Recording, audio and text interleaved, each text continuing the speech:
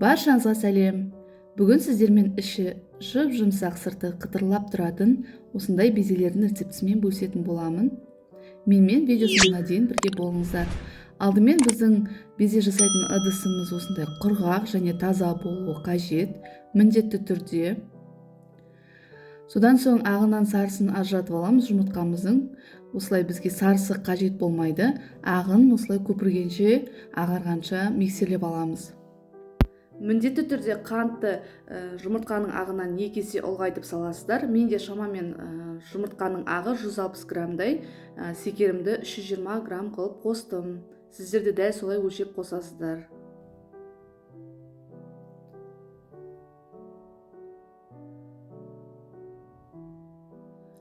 Содан соң қантымызды сала отырып, осылай аз-аздан саламыз, жақсылап тағы да миксерлейміз. Қантымызды барлығын бірден салып жібермейміз. Аз-аздан осылай салып отырып, миксерлеп отырамыз. Әр минут сайын миксеріміздің жылдамдығын көбейтіп отырып, 10 минуттай шамамен миксерлейміз.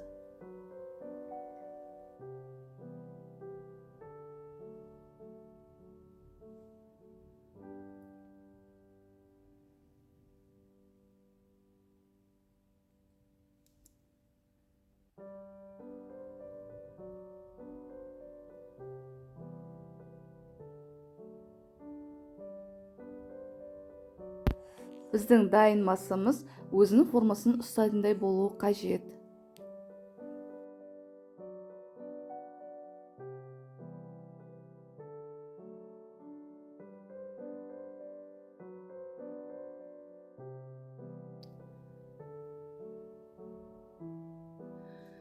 Міне осылай венчиктен ақпауы қажет.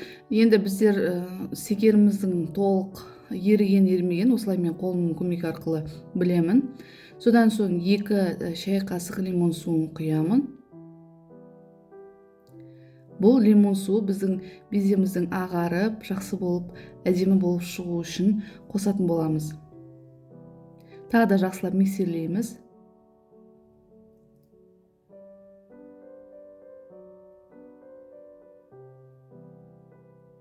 Міне біздің массамыз дайын. Енді пергамент қағаз жайылған формамызға осындай кондитерлік мешокқа салып, жақсылап әдемілеп орналастырамыз.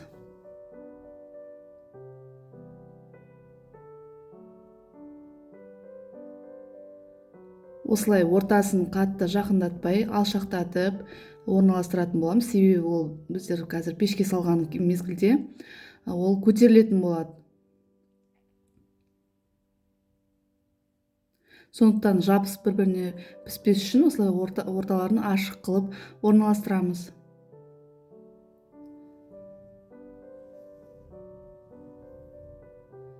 Міне мен барлығын орналастырып шықтым. Енді қызып тұрған пеште 110 градуста, 100 градуста қойсаңыздар болады. 60 минуттай пісіріп аламыз. Міне біздің беземіз дайын. Міндетті түрде осы рецепт бойынша жасап көріңіздер. Сіздерде де дәл осылай бір жасағаннан шығатынына сенімдімін. Менімен видео соңына дейін бірге болғандарыңызға рахмет. Егер де видео ұнаған болса, лайк басып пікір қалдыруды ұмытпаңыздар. Сау болыңыздар.